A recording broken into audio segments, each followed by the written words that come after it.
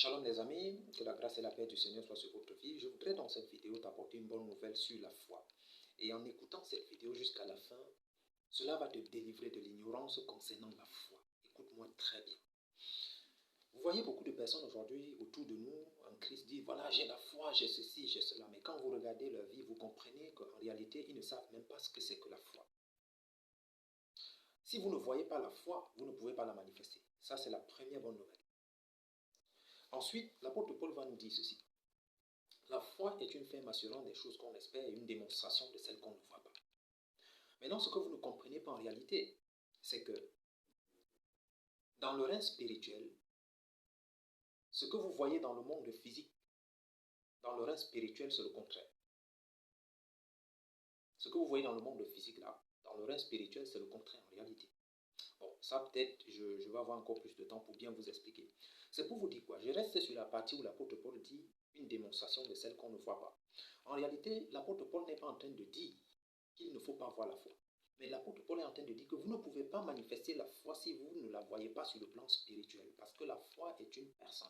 Et c'est la personne de Christ. Maintenant, vous ne pouvez pas voir Christ de façon physique. Vous ne pouvez pas le voir comme ça. Mais sur le plan spirituel, vous devez voir Christ d'abord. Et comment est-ce qu'on voit Christ sur le plan spirituel? On voit Christ parce qu'il a dit ceci. Croyez du moins à cause des œuvres que vous voyez le Père faire au travers de moi.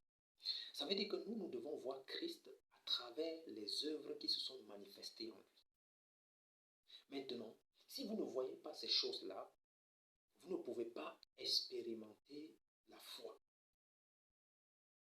Maintenant, je prends un exemple simple pour que vous compreniez bien. Regardez, vous ne pouvez pas prier pour quelqu'un, même si vous invoquez le nom du Seigneur Jésus-Christ 100 milliards de fois, et la personne guérisse, si vous n'avez pas vu la guérison préalable dans le règne spirituel. Si vous ne voyez pas dans le règne spirituel la guérison d'abord, vous imposez les mains sur quelqu'un, il ne va pas guérir. Même si vous invoquez le nom du Seigneur, comment? Il ne va pas guérir. Parce que vous-même, vous n'avez pas encore vu. Puisque ce sont des choses qui se passent dans le monde spirituel. Le Seigneur va dire à Thomas, heureux ceux qui croient sans avoir vu. Maintenant, la question que vous devez vous poser, c'est que sans avoir vu quoi? Sans avoir vu Jésus physiquement. Mais sur le plan spirituel, il faut le voir. Et le Seigneur, je vous ai dit, sur le plan spirituel, est la manifestation de toutes les œuvres qu'il a accomplies, dont nous devons voir. Voilà pourquoi vous devez entraîner votre esprit par la parole. L'apôtre Paul va encore aller plus loin en nous disant que dans Galates chapitre 5, à partir du verset 16, que marchez selon l'esprit et vous n'accomplirez pas les désirs de la chair.